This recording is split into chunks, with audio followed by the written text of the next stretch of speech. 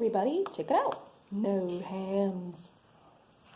So I put the elastic on the mask and I'm testing the padding before I finish the staining on the face and adding the tear area that I did in the drawing.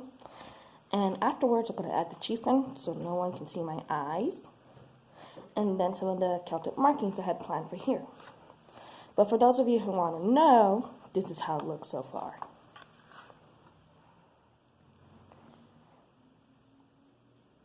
I try to make it look like it's kind of glowy.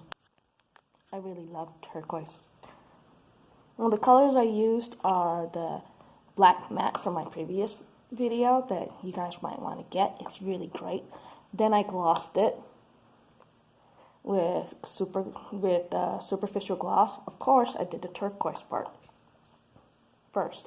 The type of turquoise is not your regular turquoise. It's not your light turquoise. It's not your average turquoise. It's desert turquoise.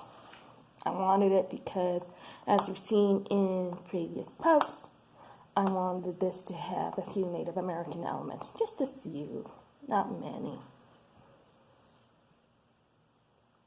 Now, something I did different to dreamvisions.com and their tutorial that I've been following is how I did the elastic.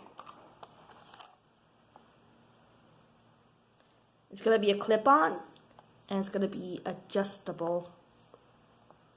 So, like, elastic tends to give way over time. And what I wanted to do is that if it starts giving way, all I have to do is just trim it to size and then adjust it. I don't know if you guys can see it clearly, but I'm glad of how it came out. And please support that artist. These are great.